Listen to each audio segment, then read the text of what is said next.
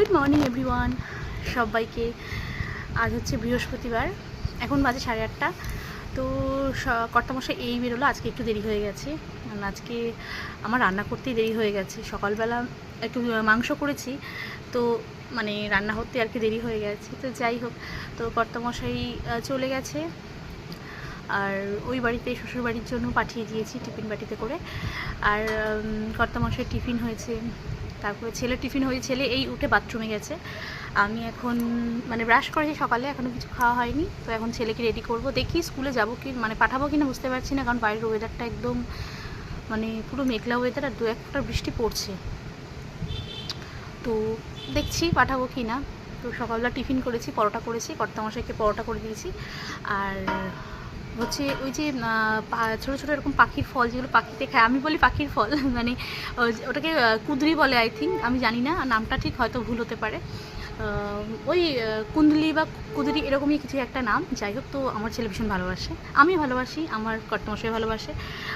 আমি আর কর্তামশাই মানে পেঁয়াজ দিয়ে, বেশি করে পেঁয়াজ দিয়ে না ওই ভাজাটা খুব ভালো লাগে, কিন্তু ছেলে ওই যে পেঁয়াজ দিয়ে ভাজাটা খায় না। তো এই জন্য ওর জন্য আলাদা করে তুলে রাখি, তারপরে আমি আর কর্তামশাই মানে বেশি করে পেঁয়াজ দিয়ে দিই।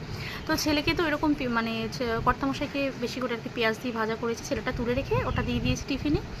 আর ছেলের জন্য রয়েছে, ছেলে এখন স্কুলে যাওয়ার সময় মানে কিছু রুটি নিয়ে যাবে। ওকে যেহেতু পরোটা আমি খুব একটা বেশি দিই না, মানে আমার ছেলেকে মানে আগের দিন পরোটা, কালকে লুচি খেয়েছিল, সেহেতু আজকে আর কোনো পরোটা কিছু না, আজকে রুটি, আজকে নর্মালি রুটি।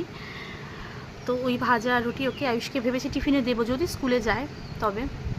আর এখন স্কুলে ভালো নিয়ম হয়েছে, মানে কোনো প্যাকেট জাতীয় খাবার অ্যালাউ নেই। তারপরে মানে ওই প্যাকেটে মানে নুডলস, তারপরে এই সমস্ত অনেক মানে নানা রকম, অনেকে চিপস নিয়ে যায়, এগুলো নিয়ে যায়, এই সমস্ত স্কুলে এখন অ্যালাউ নেই। এটা বেশ ভালো করেছে। তবে কি বলো তো, একটা জিনিস ঠিক, যে স্কুলে একটা বাচ্চা যখনই চিপস নিয়ে আসে না, তো পরের দিন মানে ওই অন্য আর একটা বাচ্চা দেখা দেখি বলে যে মা আমাকেও দেবে। যেমন আমার আয়ুষ প্যাকেট খাবার খুব কম নিয়ে যায়, ও বেশিরভাগই রুটিটা নিয়ে যায়। তার কারণ হচ্ছে আমি যেহেতু কর্তামশাইকে রুটিটা টিফিন দিই, তো আমার একবারে না দুটো হয়েছে, মানে যেটা আমি কর্তামশাইকে দিই আমি সেটা যেন ছেলেকে দিই, আমার আয়ুষের জন্য আলাদা করে টিফিন করতে হয় না।